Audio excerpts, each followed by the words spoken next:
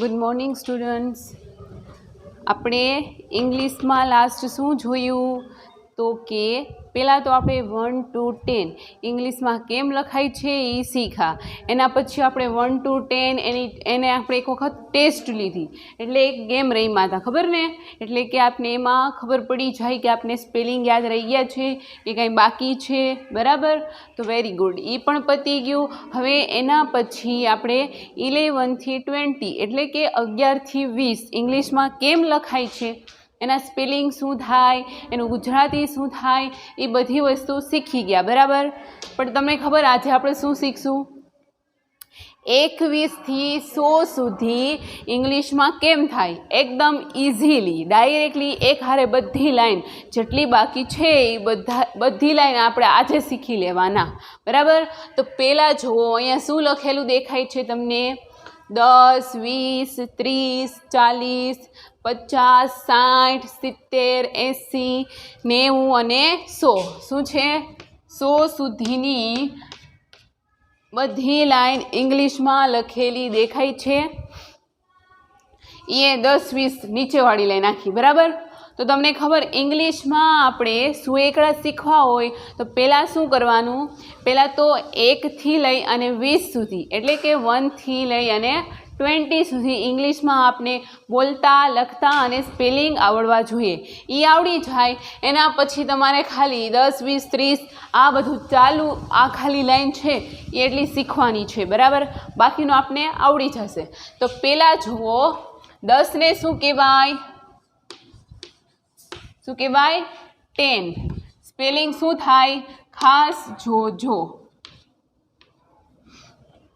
TEN, 10 એટલે 10. શું થાય? 10.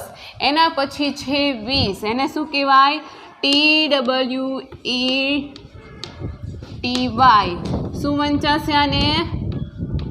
20 એટલે 20. શું થશે?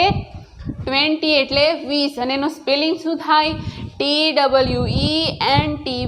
20 એટલે 20, બરાબર? એના પછી છે 30, એને શું કહેવાશે? 30. શું થાય? 30. એનો સ્પેલિંગ થાય THIRTY. THIRTY. 30. શું થાય?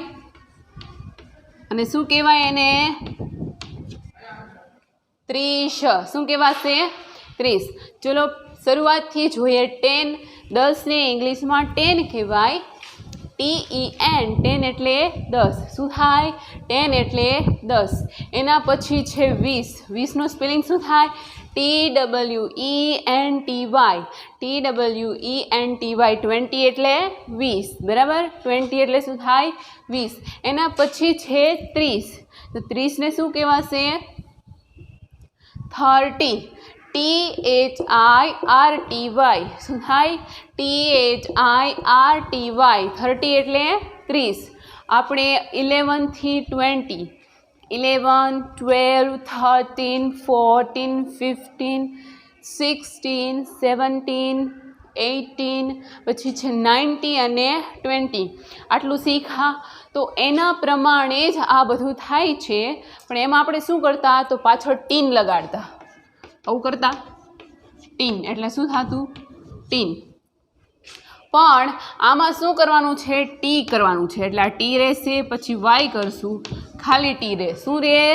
ટી. આમાં આવશે 11, 20, 30, 40, 50, 60, ટીન. સમજાઈ ગયું? પણ આમાં શું આવશે? ખાલી ટી. કેમાં? તો કે 10 થી 100 સુધીની લાઈનમાં 10, 20, 30, 40 એવું આપણે શીખતા હોય તો એમાં શું કરવાનું? પાછળ ટી કરવાનું થાય. તો જુઓ, 30 એટલે શું થયું? 30. THIRTY. 30 એટલે 30. શું થશે? 30. એના પછી આવશે 40.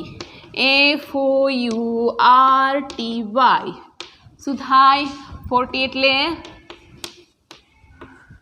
14 એટલે 14 થઈ જાય, અને 40 એટલે શું થાય? શું થશે? 40. શું થાય? 40. 13 એટલે 30, THIRTY 30 એટલે 30. એના પછી છે 40 અને એનો સ્પેલિંગ શું થશે?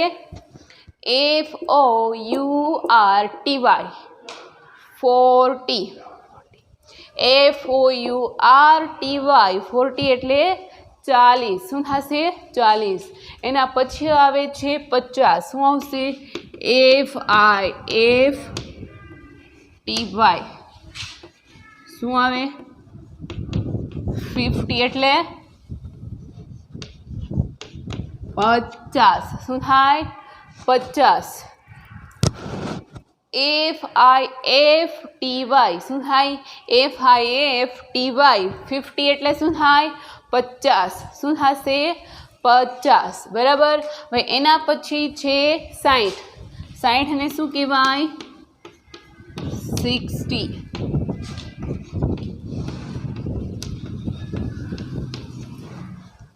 60 એટલે શું થાય? 60. પાછું એક વખત જોઈએ. 50 ને ઇંગ્લિશમાં શું કહીએ છીએ આપણે? 50. શું?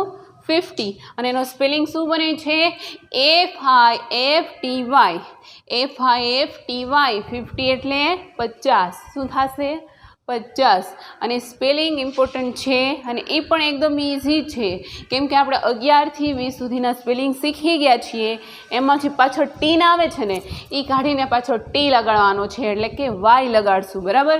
એટલે એકદમ ઇઝી સ્પેલિંગ છે બધાય. આપણે એક વખત જોયું કે 50 ને શું કહેવાય? 50. અને સ્પેલિંગ શું થશે એનો?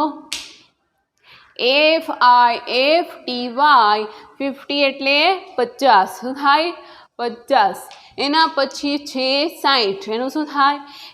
SIXTY 60. શું થાય? 60. સ્પેલિંગ જોજો ખાસ.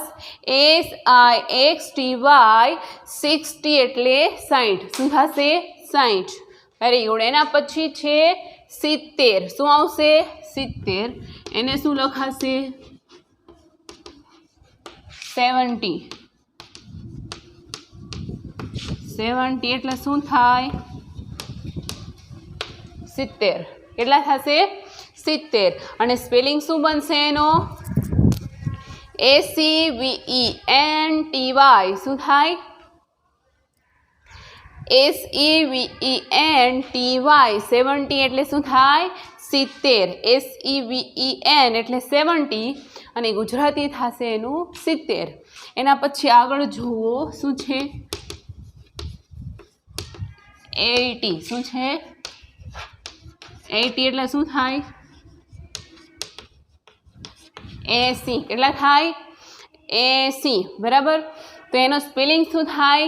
80 નો તો આવે EIGHTY. શું થાય? EIGHTY. 80 એટલે 80. શું થશે? 80. 80 એટલે 80 અને સ્પેલિંગ EIGHTY. બરાબર. એના પછી જુઓ 19. શું થશે? 19 નો સ્પેલિંગ શું થાય? 19.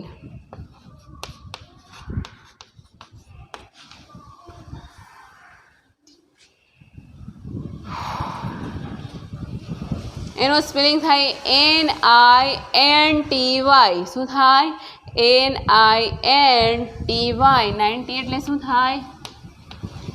90. શું થશે? 90. 90 એને ઇંગ્લિશમાં શું કહેવાશે? 19. હવે એના પછી જો છેલ્લું શું છે? 100. શું છે?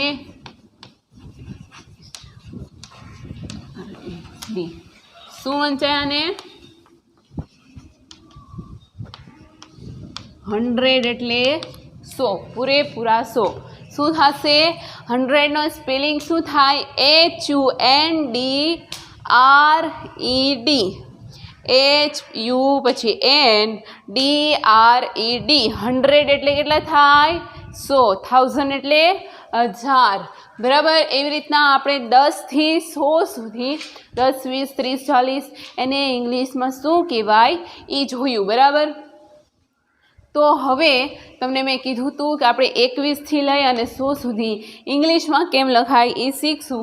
તો જુઓ 21 છે તો એને ઇંગ્લિશમાં કેમ લખાશે ખબર? 21 એટલે શું થાય? 20ની ઉપર 1 થઈ ને, તો પેલા 20 લખશું આપણે. શું લખશું? 20. 20 એટલે કેટલા થાય? 20. 20 અને આ કેટલા છે? 1. શું થશે? 21. 21 એટલે 21. શું થશે? 21. સમજાણું? હવે એવી રીતના જ તમને આટલું આપેલું હોય તો 45. એને ઇંગ્લિશમાં શું કહેવાશે? તો કે 45 એટલે 40ની ઉપર 5 થઈ ને, તો 40ને ઇંગ્લિશમાં શું કહેવાય? આપણે અહીંયા શીખા. જુઓ તો 40 એટલે 40. શું થશે? 40. FOURTY. 40 અને આ કેટલા છે? 5. શું છે? 5. તો લખી નાખો 5. 45. શું થાય? 45 એટલે કેટલા થશે? 45. હવે તમને સમજાણું. હવે 22, 23, 24 લખવું હોય તો 21, 22, 23. એવી રીતના અહીંયા 46 લખવા હોય તો 46. શું લખશું? 46.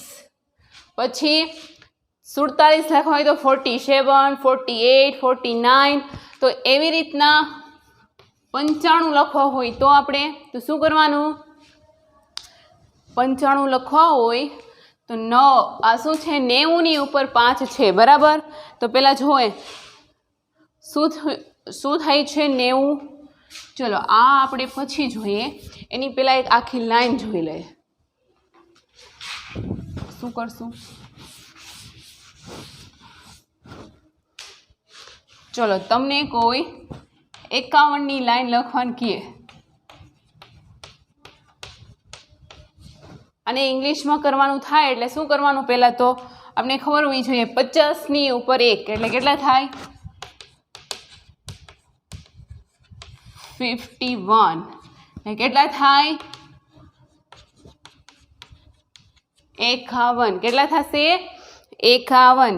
એના પછી આવશે 52. તો શું કરશું? 52. શું કરશું? 52 એટલે 52. કેટલા થશે? 52. એના પછી આવે છે 53. તો કેટલા કરશું? 53. કેટલા આવશે? 53 એટલે 53. એના પછી 54 આવે તો નહીં 54 આવે તો કેટલા? 54. એટલે કે શું કરવાનું? 1, 2, 3, 4 એ હારે હારે લેવાનું અને આગળ શું લખવાનું? 51, 52, 53, 54. સમજાય છે?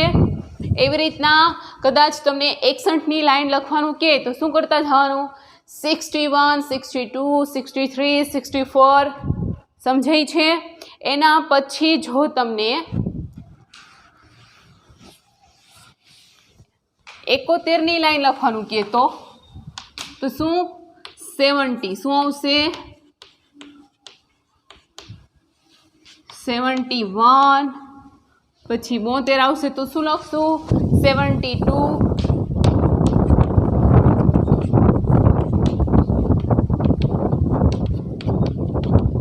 શું થશે? 72 એટલે 72. સમજાય છે? પછી હવે આગળ 73 એવું લખવાનું થાય એટલે 73, 74 અને છેલ્લે શું આવશે? 80. એટલે શું થશે? 80. ખાલી 80. શું થઈ જાય? 80. એટલે સમજાઈ ગયું? 71. હવે 80 તમને કોઈ ત્યાંથી લખવાનું કહે તો શું કરવાનું? તો કે આપણે ખબર છે 80 તો આવશે જ. હારે શું આવશે? 3 છે એટલે 83. શું થઈ જાય? 83. તો સમજાઈ ગયું બધાને કે ઇંગ્લિશમાં શું એકડા કેમ બનાવવાના? તો કે એમાં ઇમ્પોર્ટન્ટ વસ્તુ શું છે? 10થી 100 સુધી આવડવું. એટલે કે 10, 20, 30, 40, 50 એને બધાને ઇંગ્લિશમાં શું કહેવાય છે એ આવડવું જોઈએ. એટલે કે આ આટલું છે એ તમારે લખી અને પાકું કરવાનું છે. પછી જ આગળનું મેં તમને જોઈને કીધું કે કઈ રીતે બનાવવાનું છે એ તમને પછી જ આવડશે, બરાબર. તો આપણે શું કરશું હોમવર્કમાં 10 થી 100 સુધી ઇંગ્લિશમાં કેમ લખાય છે એ લખશું અને હારે પાકું પણ કરશું, બરાબર.